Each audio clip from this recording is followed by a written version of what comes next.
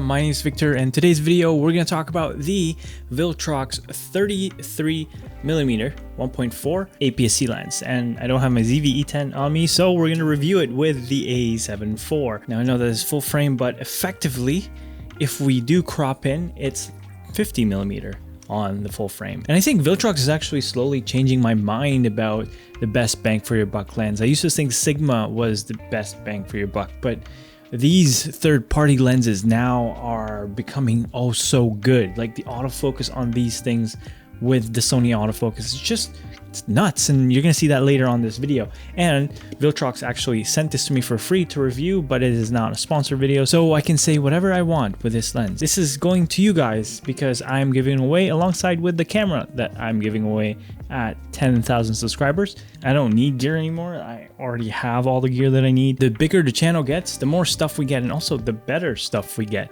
And it's all going towards you guys as a thank you for being part of this community. Okay, so let's talk about the crop. With the A7IV, you don't really need to crop in a lot.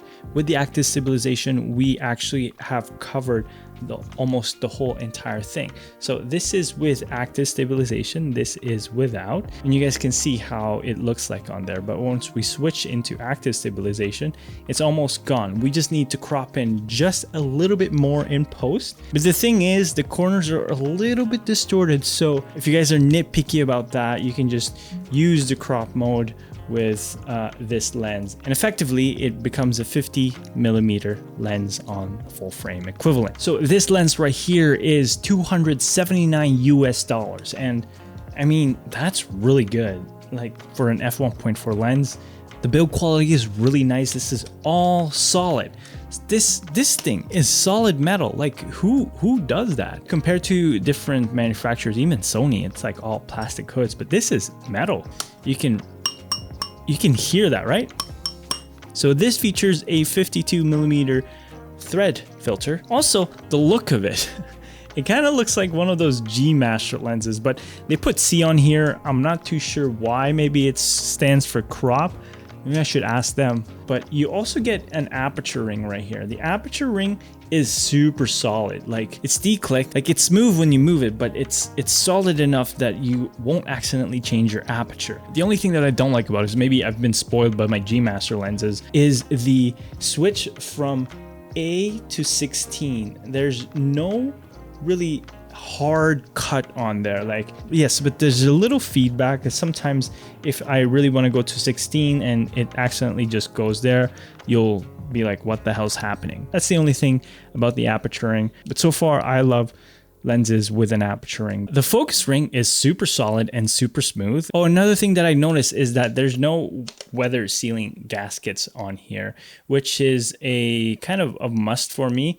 But I mean, for a budget lens, this shouldn't bother you at all. Let's talk about the build quality as well. Like everything is solid metal, but it doesn't feel heavy. I mean, it kind of is for a small compact lens, but this is something I would really like to travel around because it's almost the size as the Sony 50mm 1.8. What about the image quality? Let's talk about the image quality. Well, I can tell you guys that the image quality in this one is amazing. There's a little bit of an issue with the 1.4, like the bokeh is nice.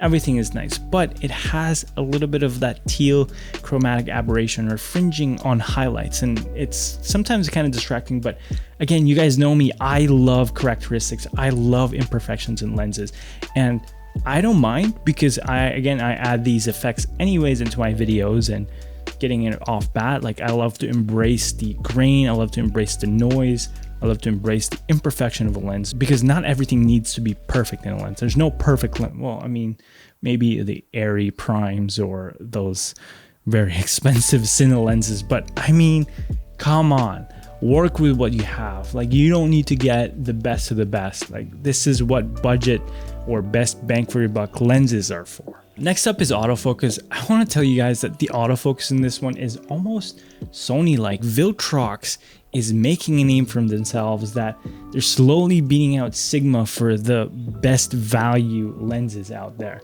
The autofocus is amazing. Like, I haven't had any issues with it. Here's some test sample footage. First up is my cinematic autofocus settings. I've set the focus speed at 4 and shift sensitivity at 3. I really didn't think that it would catch my thin frame glasses, but it surprisingly did. I set everything here on maximum, like a vlog style setting, and it does wonders. It did take a second for one of the tests here, but it picked up again after noticing the glasses. I did the same setting on darker subjects and I thought it would hunt, but it didn't. It worked quite great. And the manual focus on this has a long throw, and it's almost like a budget cine lens with little focus breathing. Now, I did try to track my dog with a high contrast scene, and I noticed this awful flare. I tried to recreate it with my phone light, and it's not as bad as I thought. I would really just watch out for big light sources because it's very distracting on your images. Again, the image quality on this lens is amazing. For a budget lens, I could get a filmic look, and the color renditions are quite my style. I mean, it's natural looking, there's nothing too drastic about any colors, and as usual, I shot everything on S-Log3 with a base ISO of 800, and I slapped on my S-Log3 film conversion on, and it works quite great. I didn't add any of my other effects like halation or glow because I want you guys to see what it looks like with just the grading on there. And with this lens and its value, I think Viltrox really packs so much in this lens. I want to touch photography a little bit. I did some test shots here and there, and even the raw files are quite filmic. Everything that we've covered in video also applies to photography in this lens, and I only added a few adjustments to get it where I want it to be. But anyways, that's it for this video, guys. If you guys do want to pick up one of these, it's going to be linked in the description down below. And thank you again, Viltrox, for providing us with this. And again, you guys can win this in the 10K giveaway alongside with the camera. And as always, I'm giving away this love pack for free. All you have to do is comment down below what you think about this 33mm lens, and would you consider getting one? If you do want the love pack now, it's available in the link down below. And at 10,000 subscribers, we are giving away a free camera. So stay tuned, and I'll see you guys in the next video. Peace. 너와 나